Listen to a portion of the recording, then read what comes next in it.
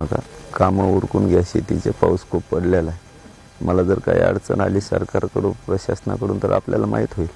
आणि मला माहिती आहे आपल्याला एकजूट दाखवायची मराठा समाजाला गरज नाही। एका हाकेवर 2-2, 4-4 लाख लोक अंतरवालीकडे येत आहे।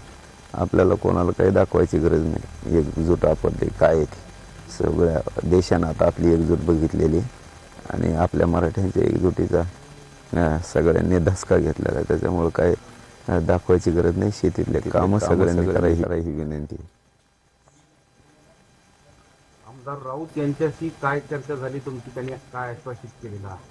नाही, त्यांच्याकडून काहीच नाही। ते फक्त निरोप घेऊन आले होते।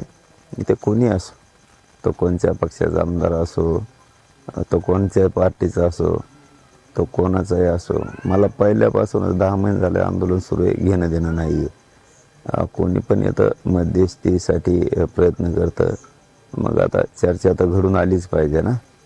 याच्यासाठी ते सरकारकडे जात आहेत, येत आहेत आणि सरकारने त्यांच्याकडे सांगितले की आम्ही ताबडतोब आता हे लवकर तडीच काढतो विषय सगळे, फक्त आपण आज सलाईन घ्यावी म्हणून ते म्हणलेत लवकर हा विषय तडीच काढतो ताबडतोब असा शब्द वापरल्यामुळं मग त्यांच्या शब्दाला सरकारचा आपण मान दिलेला आहे, सन्मान दिलेला आहे आणि सलाईन घेतलेली। ते जर पुन्हा याच्यात बदलले तर सलाईन काढून टाकता येईल, त्यात काय एवढं मोठं हे नाही। मी लढायला इथं मराठा समाजासाठी खंबीर आहे, हे नाही भेट मारायला। कोणी भेटायला येणार आहे असं सांगितलं का? वरच्या सरकार पातळीवर निर्णय घेतले जातील, तुमच्याशी काही या संदर्भात चर्चा करणार आहेत का? याबद्दल काही चर्चा झाली? सरकारला यायचं असलं येतील, आमचे दार उघडेत। आमचा विषय आरक्षण आहे।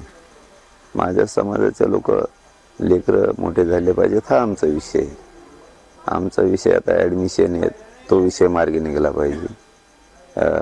EWS ECBC फॉर्म भरलेले पोरांना काहींना कुणबी प्रमाणपत्र निघालेत, ते इकडं कन्वर्ट होणं गरजेचं आहे, त्याच्यासाठी महत्त्वाचं।